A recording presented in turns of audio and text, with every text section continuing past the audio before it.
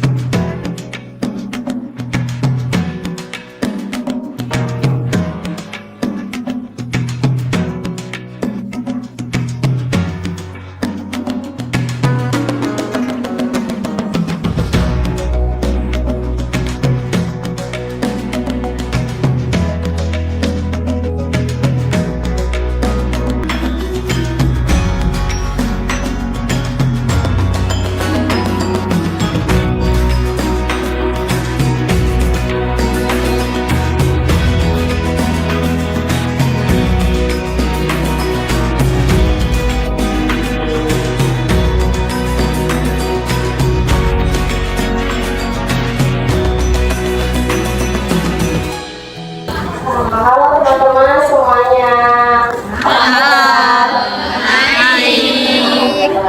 Oke teman-teman, selamat datang di Batik Banten Mukamas. Pertama kali ke sini atau sudah pernah? Sudah pernah ya, yang sudah pernah, mungkin ada yang juga belum pernah ke sini. Oke, perkenalkan teman-teman semuanya, nama saya Selena Kendalini, atau teman-teman di sini bisa panggil saya Nadia, Kak Nadia, Mbak Nadia. Terserah teman-teman saja, itu saya mau ngomong sekali ya. Oke, di sini saya sebagai owner dari Batik Banten Mukamas, yang dimana saya putri dari almarhum Bapak Ugo Kurniawan, yang dimana founder dari Batik Banten Mukamas atau pelopor dari Batik Banten Mukamas. Jadi almarhum Bapak Ugo Kurniawan, yang teman-teman mungkin sebelumnya sudah search tentang Batik Banten Mukamas atau sudah tahu tentang Batik Banten Mukamas, merupakan Batik Banten Mukamas ini merupakan batik pertama kali di Provinsi Banten, teman-teman, yang didirikan oleh Bapak Ugo Kurniawan yang pada tahun 2003, yang dimana pada saat itu, pada tahun 2000, Banten ini merupakan provinsi baru ya teman-teman, yang berpisah dengan Jawa Barat. Nah, pada saat itu Bapak Ugo Kurniawan bersama arkeolog ditunjuk oleh pemerintah daerah untuk mengetahui rekonstruksi rumah adat Provinsi Banten. Karena jika provinsi baru itu harus adanya rumah adat, pakaian adat, bahasa, dan alat musik serta lain-lainnya yang akan ditampilkan di Taman Mini Indonesia Indah, teman-teman. Nah, karena di ini itu yang kita ketahui, di setiap provinsinya harus ada pakaian adat, rumah adat yang ditampilkan oleh masyarakat. Kalau teman-teman di Taman Mini ya, suka melihat ya, per provinsi itu ada ya. Nah, pada saat itu, karena provinsi Banten ini provinsi baru, Pak ditunjuk oleh pemerintah daerah untuk mengetahui kondisi rumah adat provinsi Banten itu seperti apa pada masa dahulunya. Nah, pada saat itu Pak Ugo menelitilah di Banten Lama. Mungkin teman-teman sudah pernah ke Banten Lama ya, di sana merupakan titik pusat dari Kesultanan Banten. Yang kita ketahui, Banten ini merupakan daerah kesultanan. Nah, pada saat itu Pak Ugo menelitilah di sana ditemukannya 75 ragam hias motif yang berasal dari artefak pecahan dari gerabah dan keramik. Nah, dan ini merupakan pakungan-pakungan yang berasal dari artefak-artefak tersebut. Di sini bisa dilihat kalau misalkan pola-pola ini berasal dari artefak yang dimana polanya ini geometris semuanya. Jadi motif-motif kita ini berasal dari artefak, teman-teman. Tidak adanya tumbuhan di motif kami. Karena pada dasarnya dari Bantennya sendiri kita mayoritas agama Muslim, jadi di agama Muslim tidak boleh adanya makhluk hidup yang kita pakai untuk pakaian kita sehari-hari, karena tidak sah ya dalam beribadah seperti itu.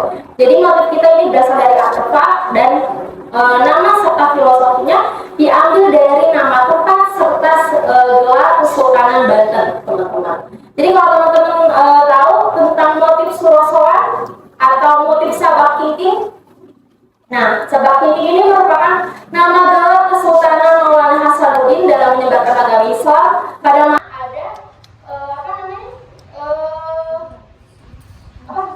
ada museum. Nah, di museum itu ada sejarah-sejarahnya, teman-teman.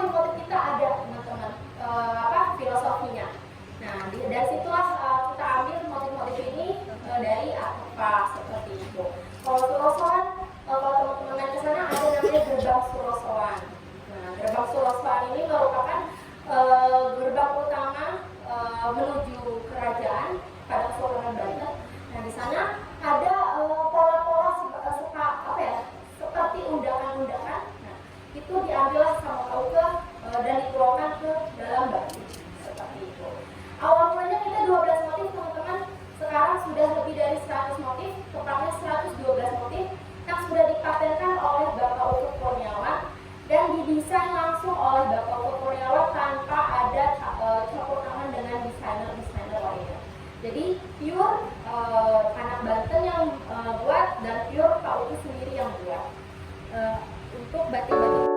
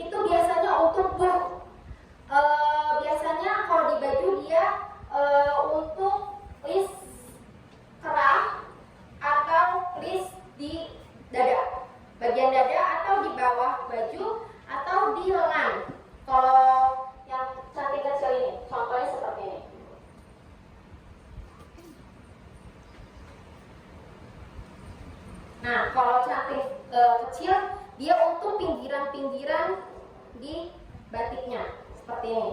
Nah, kalau untuk intinya itu di sini, yang cantik besarnya, gitu. Nah, bedanya tadi kalau misalnya untuk batik tulis digambar dulu polanya, kalau batik cap sudah ada polanya seperti itu.